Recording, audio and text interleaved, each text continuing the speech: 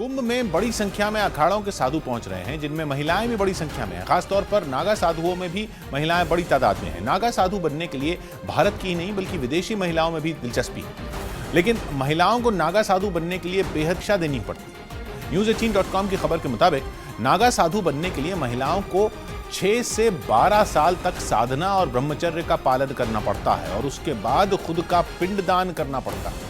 ये अपने लिए सन्यासी के तौर पर नए जीवन की शुरुआत मानी जाती है। इस की तरफ से साधु बनने पहुंची महिला पिछले जीवन की पूरी जांच कराई जाती है। इसके बाद महिला साधु को भी कभी नागा साधुओं की तरह मुंडन कराया जाता है।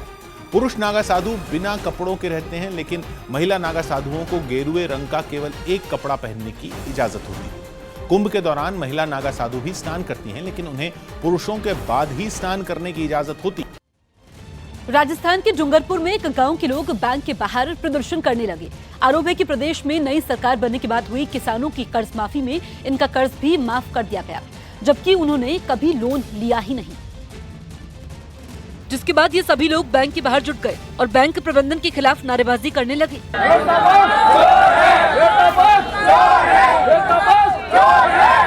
इलाके के लोगों ने उनकी कर्ज माफी होने पर सवाल उठाते हुए दावा किया कि उन्होंने कभी भी बैंकों से लोन नहीं लिया। पूरी घटना के सामने आने के बाद अधिकारियों ने घोटाला करने वालों को जल्द गिरफ्तार करने का दावा किया। 3 जगह शिकायत प्राप्त हुई है, सब जगह जांच के लिए टीम MDCCB ने भेज दी है। MDCCB खुद मौके पे गए हुए हैं। गुस्साए गाँव वालों ने बैंक के अधिकारियों का पुतला भी जलाया। यूपी के गाजियाबाद में पुलिस और बदमाशों के बीच हुई मुठभेड़ में 50,000 रुपए का इनामी बदमाश मनोज सिंह पुलिस की गोली से घायल हो गया। इस मुठभेड़ में पुलिस के 2 जवान भी घायल हो गए। इन सभी को अस्पताल में भर्ती करवाया गया। पुलिस ने बताया कि गाजियाबाद में हो रही चेकिंग के समय उन्होंने बदमाश मनोज की गाड़ी को रोकने की कोशिश की, लेकिन बदमाश ने पुलिस वालों पर फायरिंग कर दी, जिसके बाद हुई मुठभेड़ में पुलिस ने मनोज सिंह नाम के एक बदमाश को पकड़ लिया। अब तक की जानकारी के अनुसार लगभग 16 मुकदमे दिल्ली, हरियाणा, गौतम बुद्ध नगर और गाजियाबाद के मिले हैं। इस पे जैसा मैंने बताया 50,000 का इनाम गौतम बुद्ध नगर से और संभवतः इनाम इस पे हरियाणा से भी घोषित है। यूपी के कानपुर में आवारा गायों को पकड़ना नगर निगम के लिए मुश्किल साबित हो रहा है। राज्य की योगी सरकार ने 10 जनवरी तक आवारा गायों को गौशाला पहुंचाने का फरमान जारी किया है, लेकिन इस काम की रफ्तार काफी सुस्त है। इसकी एक वजह वो गाय भी हैं जो सड़कों पर लोगों के लिए परेशानी पैदा कर रही हैं। कानपुर में आवारा गायों को पकड़ने में निगम के लोगों के पसीने छूट गए। एक गाय को तो बड़ी मुश्किल से ट्रक में डाला गया।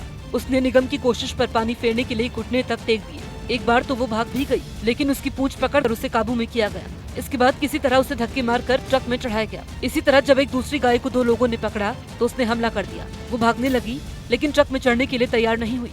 कानपुर की सड़कों पर 16,000 से ज्यादा आवारा गाय हैं, जिनमें कुछ ही को अब तक गौशाला पहुंचाया जा सका है, जबकि योगी सरकार ने 10 जनवरी की सभी आवारा गायों को गौशाला पहुंचाने के निर्देश दिए हैं।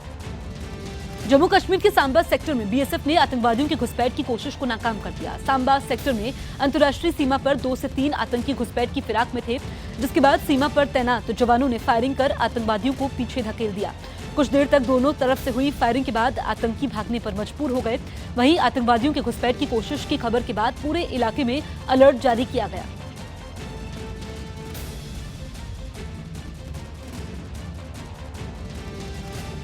तो 2019 में होने वाले लोकसभा चुनाव से पहले केंद्र सरकार किसानों को बड़ा तोहफा देने जा रही है। News18.com में छपी खबर के मुताबिक किसानों के लिए बनाई गई इस नई योजना में सरकार हर सीजन में किसानों को 4,000 रुपए प्रति एकड़ की दर से आर्थिक मदद देगी। ये पैसा सीधे किसानों के लिए। इस योजना का फायदा लेने के लिए किसानों को उपज और उसके खरीदार के बारे में जरूरी जानकारी देनी होगी। इस लाख रुपए तक बिना ब्याज का लोन भी दिया जाएगा। इस योजना से सरकार पर हर साल 30,000 करोड़ का भार बढ़ सकता है।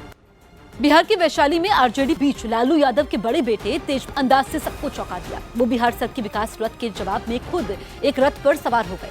हालांकि उनके इस कार्यक्रम में पार्टी के बड़े नेता और तेजस्वी यादव नहीं दिखाई दिए, जिसका असर तेज प्रताप की रथ यात्रा पर बिल्कुल नहीं दिखा। पार्टी के बड़े नेताओं की गैर मौजूदगी और तेजस्वी यादव के नहीं होने पर भी उन्होंने RJD की रथ यात्रा का ऐलान कर दिया। वो कार्यक्रम के तहत एक रथ पर सवार हुए। इस बीच उनके समर्थक लगातार नारेबाजी कर रहे थे। रथ यात्रा जैसे ही आगे बढ़ी, तेज प्रताप के समर्थकों ने नाचना शुरू कर दिया। उनके नाम के नारे लगाए। इससे खुश तेज प्रताप ने भी हाथ हिलाकर लोगों को धन्यवाद दिया। तेज प्रताप की रथ यात्रा देखने के लिए लोग अपने मकानों की छतों पर खड़े हुए थे। खबर है कि तेज प्रताप की इस रथ यात्रा के बारे में पार्टी को कोई जानकारी नहीं थी। क्योंकि वो वैशाली एक कार्यक्रम में शामिल होने पहुंचे थे, जहां उन्हें एक कॉलेज में छात्रों को संबोधित करना था, लेकिन इस कार्यक्रम को थोड़ी देर के लिए टाला गया और रथ पर सवार होकर तेज प्रताप लोगों के बीच पहुंच गए। इसके बाद उन्होंने कॉलेज के कार्यक्रम में भी हिस्सा लिया। उन्होंने न्यूज 18 से खास बातचीत में से आरजेडी की रथ यात्रा की शुरुआत बताया। पूरे बिहार में मकसद क्या है? देश विदेश में घूमेगा। मकसद क्या है? इसका मकसद है तमाम लोगों को एकजुट करना। हिंदू, मुस्लिम, सिख, ईसाई हम सब हैं भाई भाई। बिहार में तेज प्रताप की ये रथ यात्रा धर्मनिरपेक्ष सेवक संघ के बैनर तले निकाली जाएगी, जो आरजेडी का ही एक संगठन है। तेज प्रताप की इस रथ यात्रा को नीतीश सरकार के विकास रथ का जवाब भी माना जा रहा है। जेडीयू नेता नीरज कुमार के उस बयान पर आरजेडी नेता तेज प्रताप यादव ने पलटवार किया है, जिसमें उन्होंने लालू परिवार के भीतर अंतर्विरोध पर तंज कसा था। तेज प्रताप ने जेडीयू को गुंडों की पार्टी करार देते हुए कहा कि ये लोग नीतीश जी के इशारे पर अनाप शनाप बोल रहे हैं। जेडीयू प्रवक्ता नीरज कुमार ने लालू परिवार पर रामायण के प्रताप और तेजस्वी के मिलने पर ली चुटकी और मीसा भारती की तुलना शूर्पणखा से की थी, जिससे तिलमिलाए तेज प्रताप यादव ने चेतावनी भरे लहजे में कहा कि नीतीश चाचा ऐसे लोगों को बढ़ावा दे, नहीं तो हम केस करेंगे। जेडीयू पागल हो गया है, गुंडों का पार्टी है वो। महा महा महा महा महा महा जंगल राज है। ऐसे लोगों के ऊपर कार्रवाई होना चाहिए, केस होना चाहिए ऐसे लोगों के ऊपर। गुजरात के सूरत में एक मंदिर के बाहर प्रार्थना कर रही एक महिला को नगर निगम की कचरा उठाने वाली गाड़ी ने टक्कर मार दी। टक्कर लगने से महिला सड़क पर गिर गई, जबकि कचरा उठाने वाली रुकने की बजाय उसके ऊपर चढ़ती। गाड़ी के नीचे आई महिला को इस हादसे में मामूली खरोंच ही आई और वो सड़क से उठकर किनारे की ओर चली गई। इस बीच आसपास मौजूद लोग वहां इकट्ठा हो गए।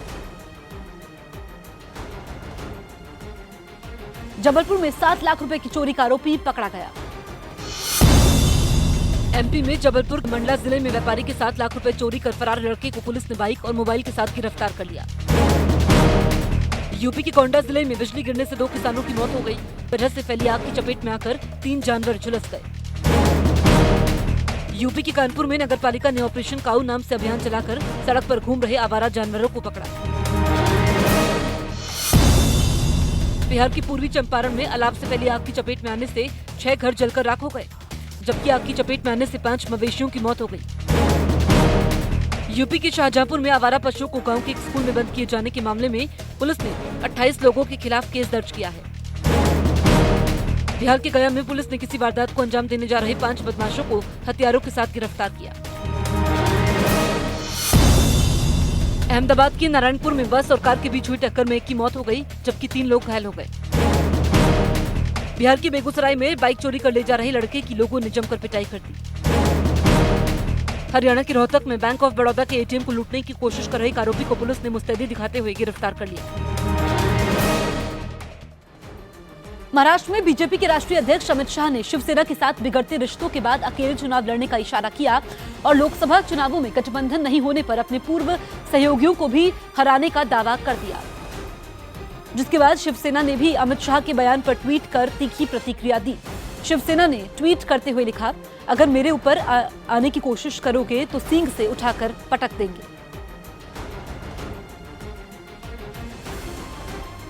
हिमाचल प्रदेश में भी बीते कुछ दिनों से हो रही बर्फबारी से हालात मुश्किल हो गए।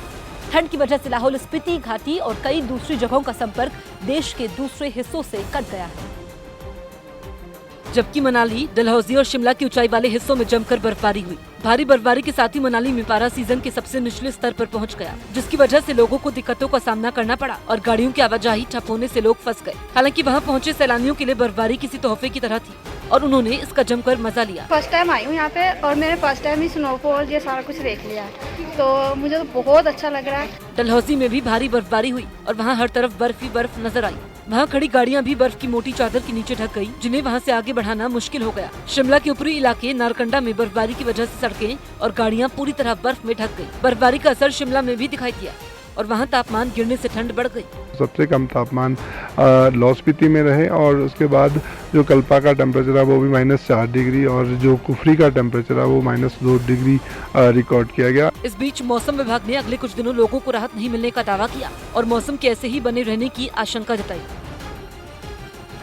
गुजरात के बनासकांठा में होने वाली एक रेसलिंग प्रतियोगिता का प्रचार करने पहुंचे एक पहलवान ने दूसरे पहलवान को पीट दिया।